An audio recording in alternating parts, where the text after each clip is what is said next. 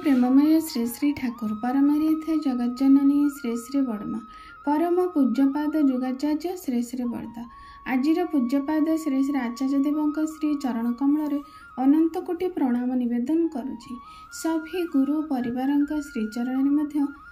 अनंत कोटि प्रणाम निवेदन करुछि। मोर भिडियो देखुथिबा प्रत्येक गुरु भाई और माँ मान अंतर आनंदित जय गुरु श्रद्धा भक्ति भल पाइबा ढेर सारा आंतरिकता समस्त प्रति शुभकामना प्रत्येक दिन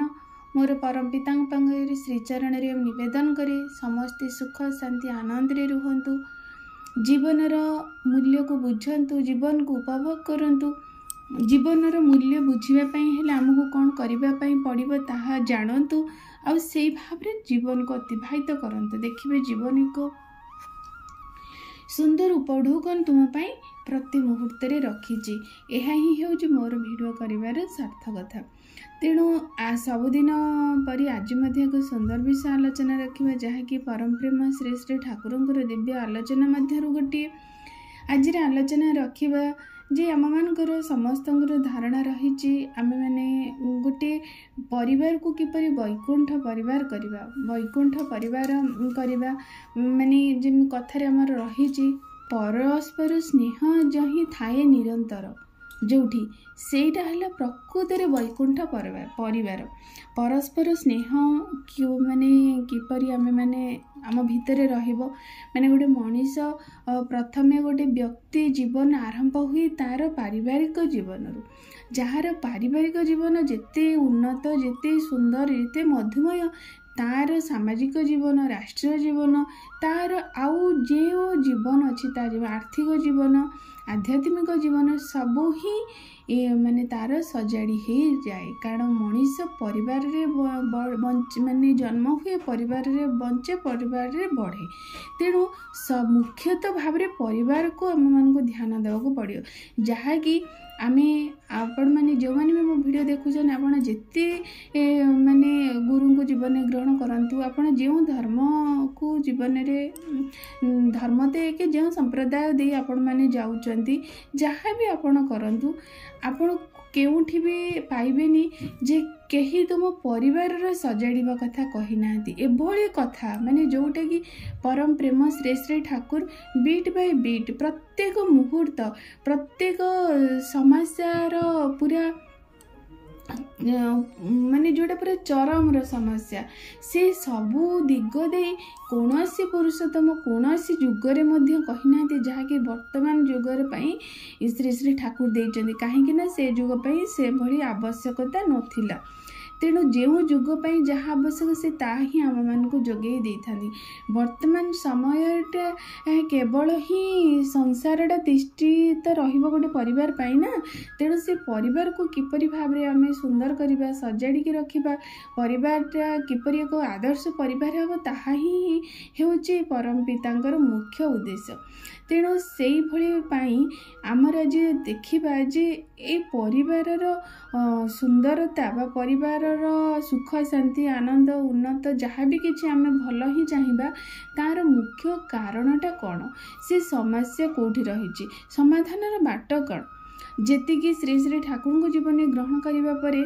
अनुभव लगे जे ठाकुर अनेक ग्रंथ आम मान को देइचंदी भाववाणी देइचंदी तांगर तो श्रीहस्त लिखित केवल गोटे पुस्तक थिला आउ सबु किछि ही से श्रीमुख निसृत देइचंदी अनेक भक्त मान आलोचना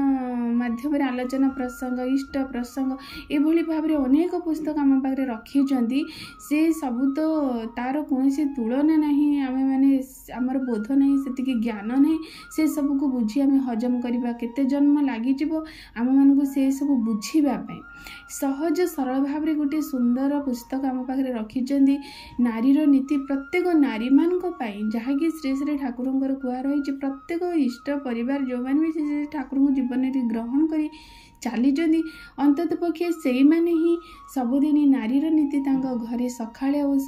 संध्या बेले अध्ययन करंतु नारीर नीति आलोचना करंतु झील मानू नारीर नीति किपरि भाव में प्रतिटी बाणी व्याख्या होउची प्रतिटी बाणीर महत्व कौन से सबको निज परिवार रे प्रत्येक दिन आलोचना हो जहाँ फल कि गोटे झीटी ता जीवन में आसुवा अनेक समस्यार समाधान सूत्र से पाइज आउ ता जीवन को किपरि सरस सुंदर मधुमय कर तार मध्य सूत्र से नारीर नीति मध्यम रही। तेणु आज माने समय नारीर नीति ही प्रकृत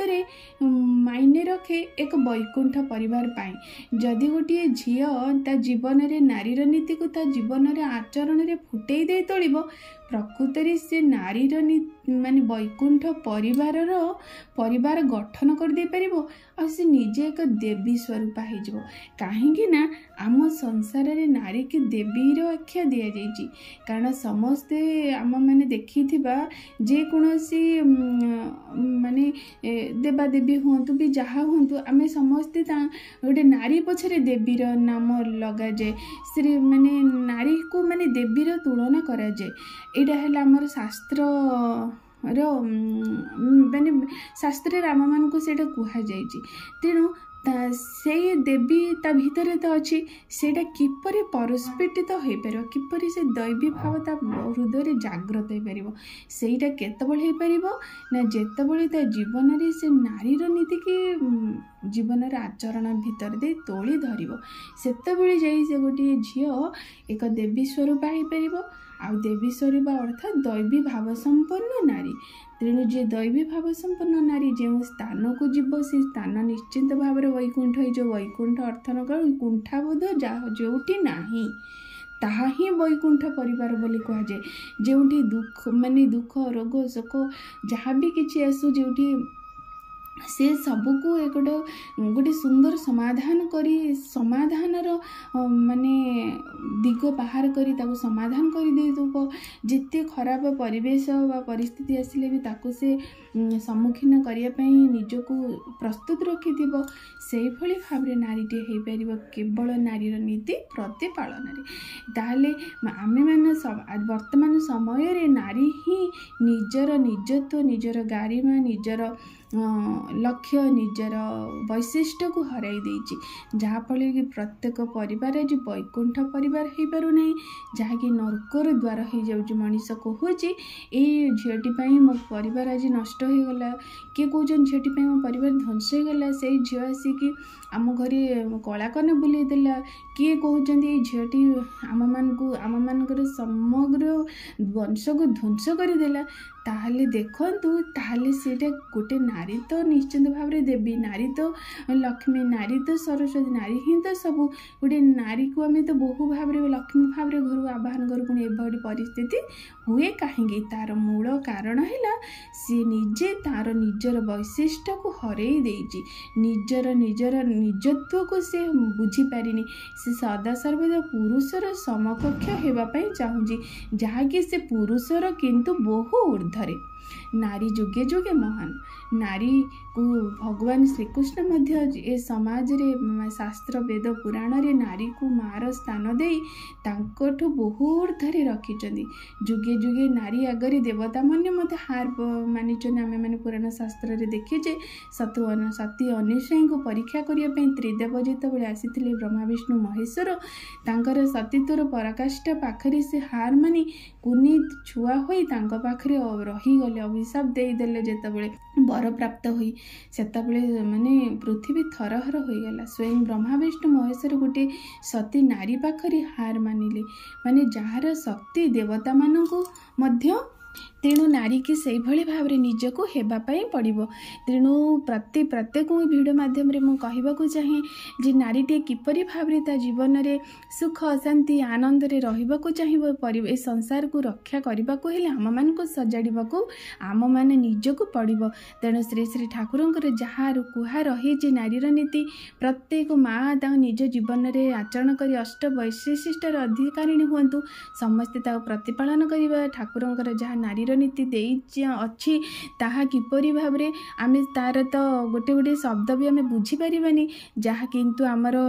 कही रखुची आमर ओडिशा सत्संग अच्छी जहाँकि प्रति शनिवार दिन नारीर नीति उपरे आमर आलोचना कराउची मातृ सम्मेलन रे आपण माने से ओडिशा सत्संग भुवनेश्वर कही जॉइन करंतु लिंक रे अच्छी डायरेक्ट भाबरे सुनंतु प्रत्येक शनिवार दिन प्रति बाणी रे आमर व्याख्या करा जाउची तेणु आलोचना